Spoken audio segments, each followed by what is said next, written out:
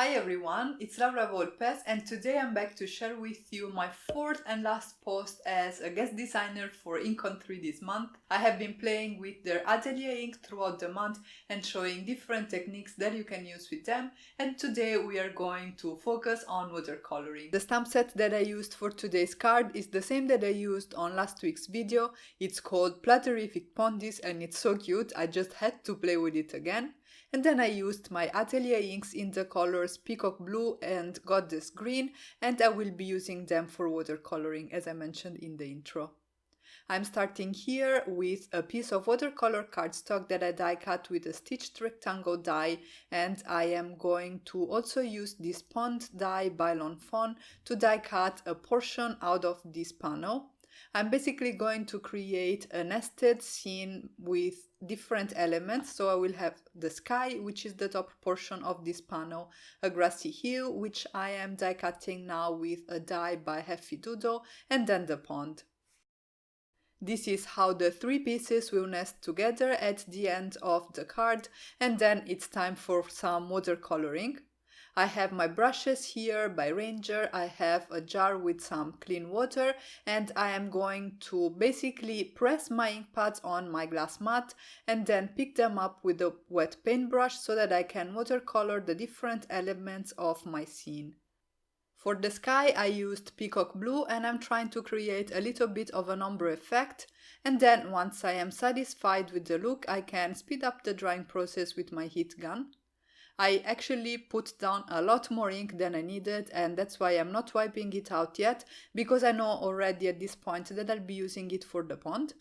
But first I am going to watercolor in my grass field here, and for that I'm using Goddess Green. I am again pressing down the ink pad on my glass mat so that I can release the pigment, and then I can pick it up with a paintbrush and paint in my grass. For my pond I wanted more of a teal blue, so I'm mixing together Goddess Green and Peacock Blue to create this intermediate shape, and I'm adding it to the die cut that I will be using for the pond. Also in this case I'm trying to create a little bit of a gradient to create dimension here, and I'm also using this kind of swiping motions to create the illusion of waves. The result will be very subtle, but I think it's quite pretty. To add even more detail to these die cuts, I am going to add some splatters, first with the same colors of Atelier inks that I used to paint each of them in, and then I had to add a little bit of shimmer, and for that I'm going to use my liquid pixie dust. You want to shake the bottle really well until you can hear the ball bearing moving, so that the shimmer bit of this amazing product is going to mix in with the liquid part of it, and then you can use the pipette to pick up some of this sparkly solution, drop it on a sleek surface, and then use a paintbrush to create your shimmery droplets. And here you can see the results against the light.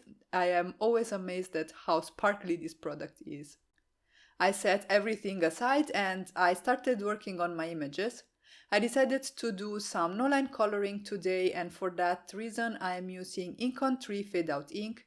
This is a hybrid ink, which means you can use it with alcohol markers as well as water-based media, and today I'm going to use my Illustrator markers.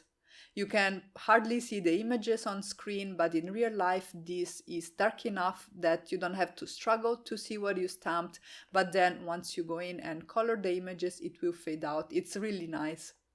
As you can see, I'm stamping a lot of images here because I want to make sure that I have enough for my scene.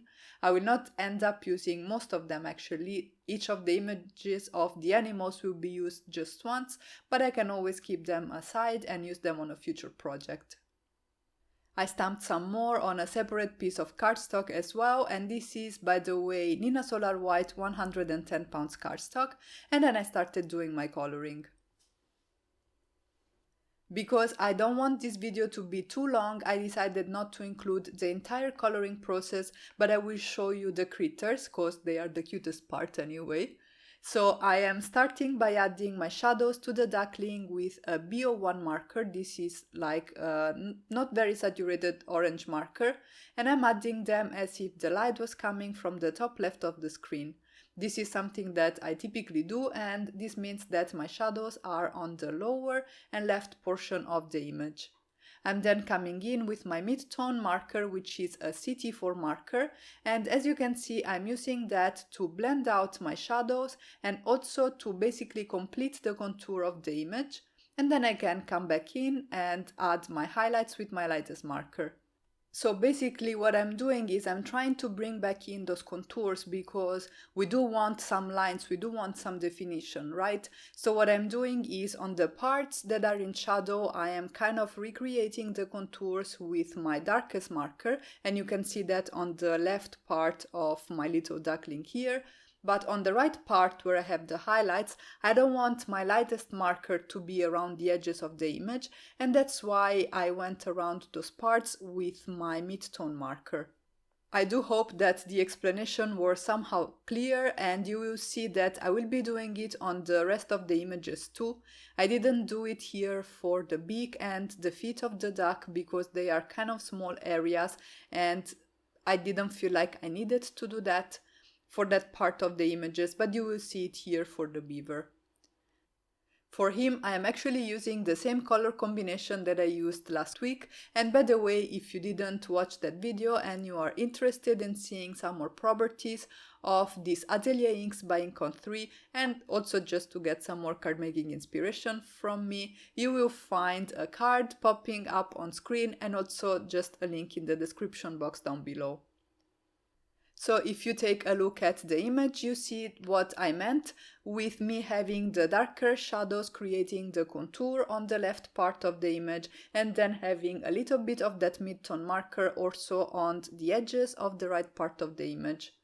This technique not only helps you with achieving a little bit more definition in your no-line coloring technique, but also creates more roundness in the images themselves.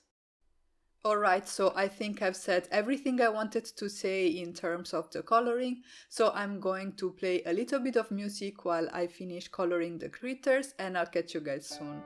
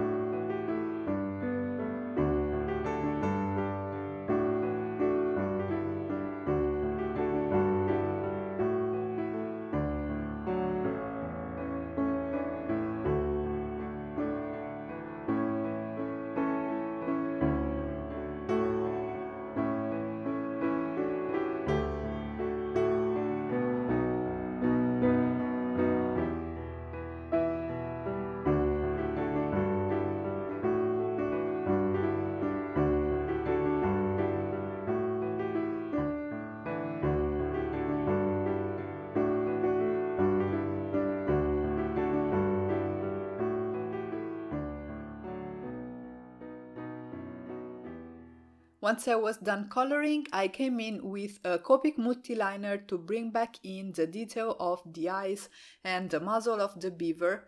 What you could do is to also leave your stamps in the Misty or whatever stamp platform you use and then just do some masked stamping so that you can stamp the facial features with some black ink, but I felt that this was kind of the fastest thing to do. It may not be 100% perfect, but I think it's good enough because these critters are just adorable. And also I wanted to mention the fact that you can still see those details in real life, so going over the lines with a pencil first and then a Copic multi-liner was not too much trouble, or too difficult to do, I should say. Anyway, at this point I could go ahead and use my mini die cutting machine here to die cut all the images, and then I could move on and start assembling the scene.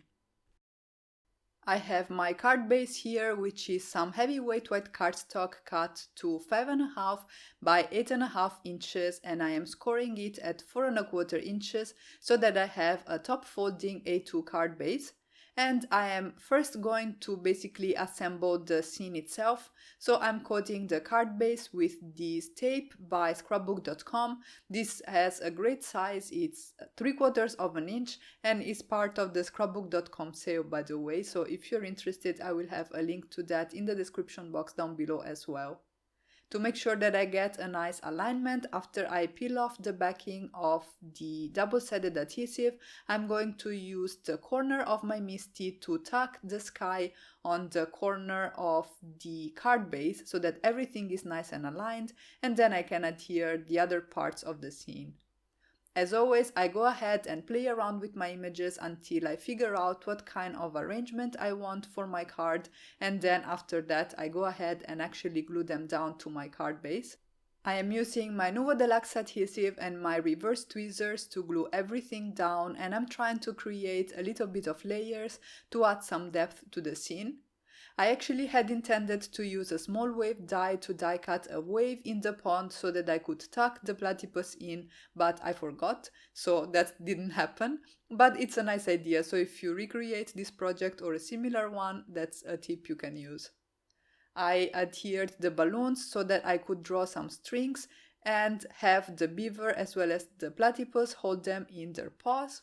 I'm using again a Copic multi-liner, and then in order to ground the images a little bit and not have them look like they're kind of floating around in the scene, I used an IG3 marker, so it's a cool gray marker to add a few drop shadows under the images themselves.